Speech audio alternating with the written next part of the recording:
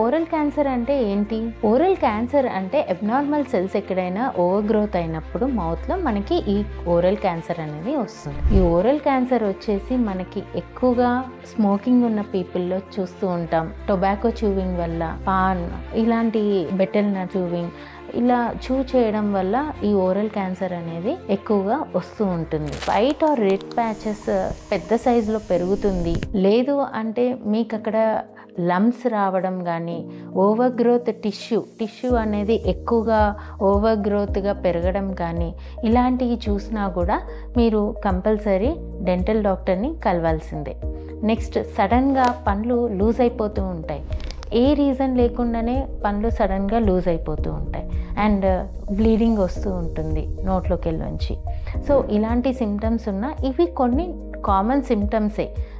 నార్మల్గా oral hygiene పూర్గా ఉంచుకోవడం వల్ల కూడా ఇలాంటివి వస్తాయి. కానీ ఎందుకైనా మంచిదే, అది క్యాన్సరా కాదా అని కూడా మనం తెలుసుకోవాలి కదా. అందువల్ల మీరు కంపల్సరీగా ఇలాంటి చిన్న చిన్న విషయాల్లో వదిలేయకూడదు. నెక్స్ట్ వచ్చేసి మనం ఎలాంటి టెస్ట్ తోటి మనం డిటెక్ట్ చేస్తాం. ఏదన్నా మీకు అబ్నార్మల్ సెల్ ఓవర్ గ్రోత్ ఉంది, టిష్యూ ఓవర్ గ్రోత్ ఉందంటే ఆ టిష్యూని మనం ఫస్ట్ కలెక్ట్ చేసి బయాప్సీ టెస్ట్కి పంపిస్తాం. లేదంటే చిన్న సింపుల్ బ్లడ్ టెస్ట్తో కూడా మనం ఈ ఓరల్ క్యాన్సర్స్ ఉన్నాయా లేదా డిటెక్ట్ చేసుకోవచ్చు. సో ఎప్పుడైనా కానీ ఫస్ట్ ప్రికాషన్స్ అనేది చాలా ఇంపార్టెంట్. స్మోకింగ్ హ్యాబిట్ ఉన్న, ఆల్కహాల్ కన్జంప్షన్ హ్యాబిట్ ఉన్న ఎక్కువగా అండ్ టొబాకో చూవింగ్ ఉన్న ముఖ్యంగా ఇలాంటి హ్యాబిట్స్ని ఫస్ట్ రెడ్యూస్ చేసుకోవడం చాలా మంచిది. చిన్న అల్సర్స్ని మనం పెద్ద అల్సర్గా మార్చుకొని క్యాన్సర్గా డెవలప్ చేసుకోవడం మంచిది కాదు.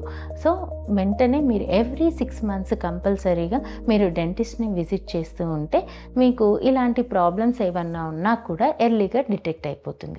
Hope you like this video. Thank you so much.